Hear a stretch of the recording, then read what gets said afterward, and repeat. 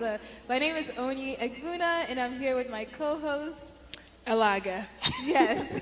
And we have a wonderful panel of young adults here because it is our Lift Takeover this morning. Will you guys introduce yourselves? Yeah, good morning. My name is Onyedeka Chukwu Ojukwu. My name is John Ogala. My name is Tammy Adebimbe.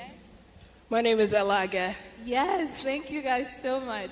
So today we're going to be talking kind of based on what the sermon for today was, which is about unfriendly friends, toxic relationships. And so my first question is, based on the story of Samson and Delilah, what are some of those red flags that you see in someone who's going to be a toxic friend?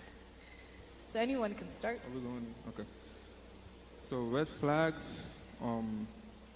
So I personally would say a red flag could just be like anything that do not correlate with the foundation of Christ. So it's always important to first know who you are, but then when you know who you are, it's easy to know what to stand against or what not to stand for. So that gives like a very clear decipher of who to stay away from and what to stay away from. And also you can, in that process, get wisdom on how to go about those kind of things. Thank you. Yeah, a red flag that I think is a big indicator is when you're with that person, are they causing you to sin?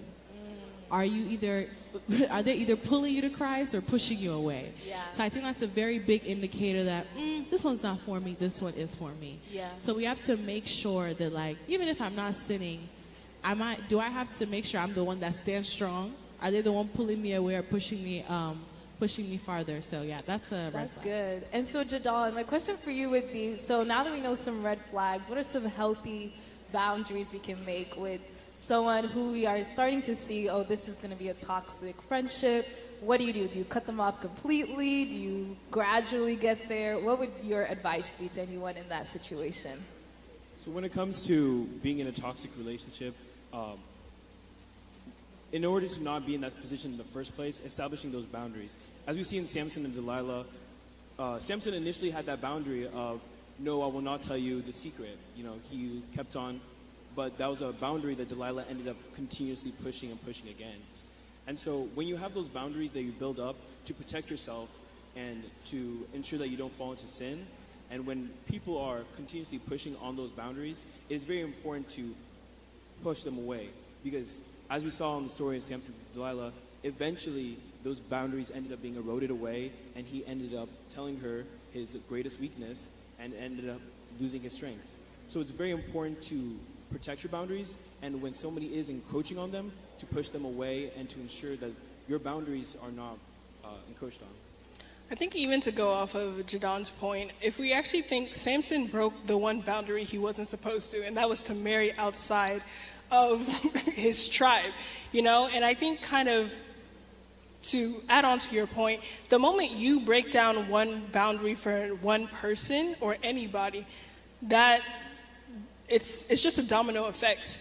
There's nothing that's going to keep you because you've already done it once. So if Samson had never encroached on that one boundary that was already set for him by God, not even by anybody else, by God himself, then he wouldn't have found himself in that position. That's kind of how I'm seeing it. That was really good. And so now, hot seat, have any of y'all been in a toxic relationship, a toxic friendship? What did you do? Are you still in one? How did you escape, or how did God help you in those situations? I'm going first? Okay. So, toxic relationship, yes, I have been in one. Not in terms of like male to female, but more like the guys that was around. And how did I go about that? Honestly, when I was in a toxic relationship, I didn't know I was in a toxic relationship. And that's because you are only able to you're only able to discern what you already know or what you already have inside of you. If you have Christ in you and you have a relationship with Christ, it's easy to know where or who is around you or who to get around you. In that moment in time, I was around a lot of toxic friends that did so much things, and I eventually started doing what they were doing. So now, how did I get out? Honestly, it's just the mercy of God. I'm not going to sit here and say that I prayed 5 hours a day, or maybe I read. But that was not the case. It's just literally the mercy of God that pulled me out. But in the sense that like someone who might have mentors around them will have like a good foundational Christian household, it's always important for you to be able to listen. So key emphasis on listen. Hearing and listening are two different things. Listening is actively doing what you hear. Hearing is just, going through and then passing through the other. So it's always important to listen if you have a great foundation and Christian foundation around you. I think a toxic relationship I've been in, and I see a lot of times, especially within the youth, is toxic friends that oftentimes make jokes. And those jokes oftentimes start off as very slight, just gentle teasing, but ends up building on to the point where it's very detrimental to your mental health, it's very self-deprecating and whatnot. So I think it's very important to recognize that when people are making jokes and they're going too far, and even after you tell them to stop, they still continue, because that's something that plays a burden on yourself. It reflects on how you see yourself and everything like that. So it's very important to establish that boundary. And going back to what I was saying earlier, distancing yourself from people who continue to cross that boundary, because toxicity can be in jokes. Yeah, I've been in a couple. I have to be frank with everybody. Yes, I've been in a couple. And the thing that truly helped me, one, is the mercy of God. And then two is no contact and accountable friends. I truly believe no contact works.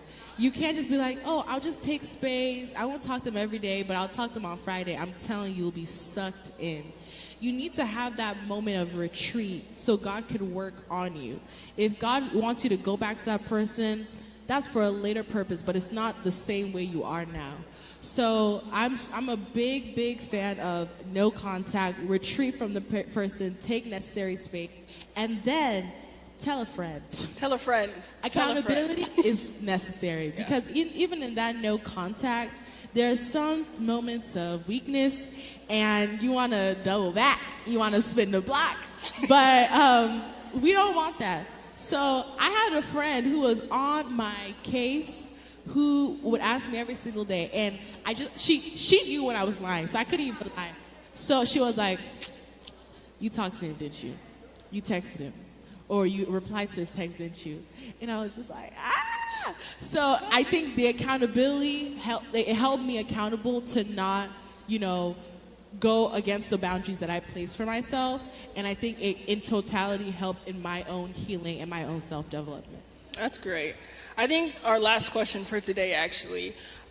So when it comes to losing toxic friends, like let's say you are now broken from it, oftentimes there is loneliness attached to that because at times those are your only friend. That was your only friend. That was the only person who was constant. So my question is, what advice would you give to these people who are now doubling back into the loneliness and kind of thinking about, everyone has their flaws. Let me just get over it. Anyone can answer. I think that's a good question. So usually when things are taken away, or when God, you take obedience, and you take you push back on some certain people, or you push back on certain things. In a moment of waiting, it could be a place of purifying, and like that place of you're crying, you're letting things out. But then there's always going to be like a great replacement that God is always going to bring. So I always think to always notice what season you are in. Like you mentioned, you step back on that friend and then you start getting lonely. When you submit to Christ, His Holy Spirit is going to start working on you and purifying you, right? Now, I don't believe you can be lonely with Christ, but in the beginning stage when you're not sensitive enough to really know that He's within you, it's always good. Also, it's also good to communicate with people, like you said. You have a community. Always get in a community like the church. It's always good to speak out, right? So I think it's always to a place that when you lose something that you think was big, something bigger is coming, and it's gonna be a place better and bigger. Yeah, a thing that just popped into my mind that also helped me was serve in church. find a department. You will create a community there. If you can sing, and if you can sing a little bit, join the choir. Media, ushering, sanitation. Join a community. Serve God. Because as God is working in you, you are also seeing other people that He has worked in. And you can form a lot of my relationships, a lot of my new relationships, new friendships are built on the foundation of Christ, came from serving in church. So I'm telling everybody, serve. Yeah, wow, this has been a great discussion. Thank you to our panel. Thank you, co-hosts, for holding it down. I thank everyone watching here on Arise. Hopefully you were able to take some gems on how to avoid toxic relationships, and we'll see you next time on Arise.